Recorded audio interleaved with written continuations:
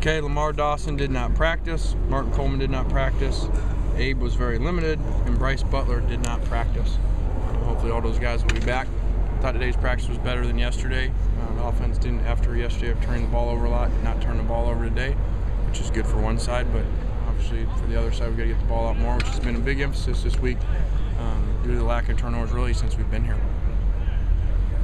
Looked like George Farmer was working more with the regular group rather than the scout team. Is that just because Bryce is hurt, or has he kind of earned his way up? No, that's just the numbers. You know, we're continuing with our plan to redshirt George. He looks better than he ever has been.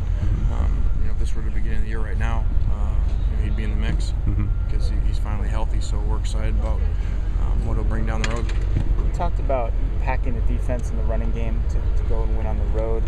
And I know the final numbers were pretty good for the running game with the big fourth quarter, but the first three quarters was not that good. What did you think of the performance and what you need to do better to make it more productive? Well, we weren't pleased with the way that we started, but also that a lot of times that's part of the game. You know, a lot of times you get in a situation where you wear somebody down in the fourth quarter like that, like Syracuse, and so the run game started working.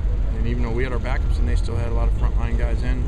So it's all part of the game. A lot of times you do better in the fourth quarter if you're winning the time of possession, as we have been, you know, throughout the season. So you got to take it all into account, but we would like to start faster, yes. The Pac-12 announced last night that there was not going to be any expansion. What's your sense or reaction to that?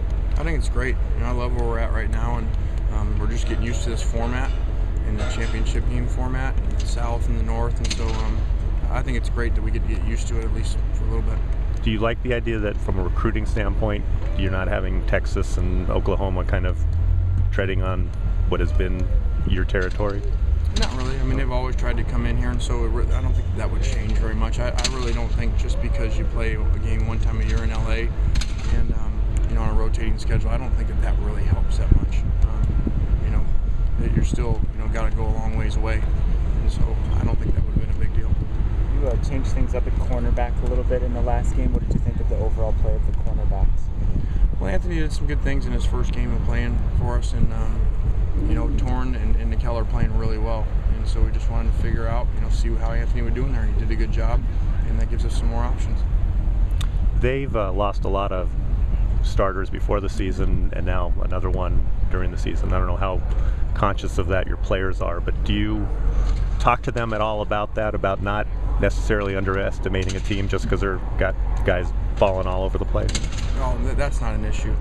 Our guys aren't underestimating them. You know, they very easily could be undefeated and be a top 10 team in the country. So it's amazing to me what a great job they must have done, you know, over the time we were gone here, by the way they recruited, because to have that amount of injuries, significant, really good defensive players, and you put the film on and the backups are just coming in and they look great too.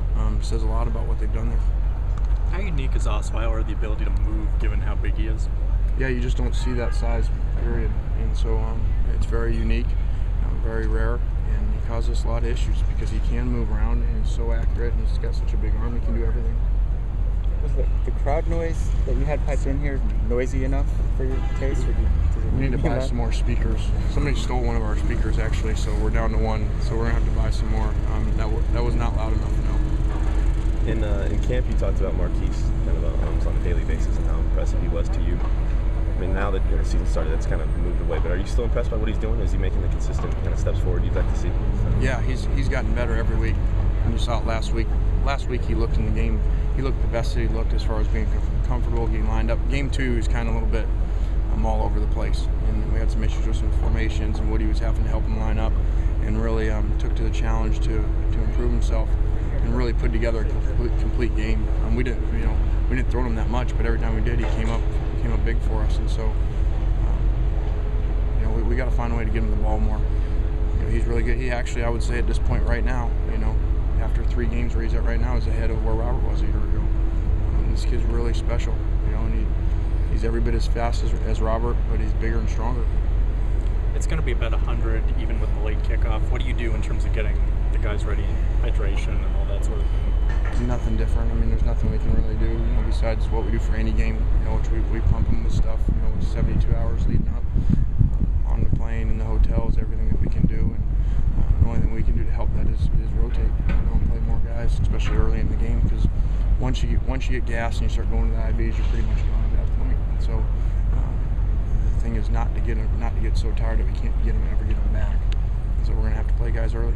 Is that a concern with like a guy like Gallipo, where if Lamar is not able to play, he's not going to have a backup?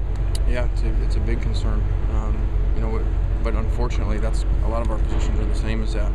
It's just where we are, and so we just got to figure out a way to make the best of it. Kyle Prater made a great catch today, one-handed grab over there on the sideline. Does that just sort of show what he's capable of and what you'd like to see on a more consistent basis? Yeah, he's very capable of huge plays.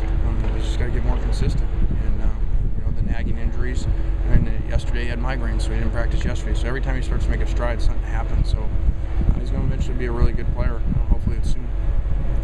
Mayor Carlisle Walker, is he coming back a little bit to the point where you could use him some?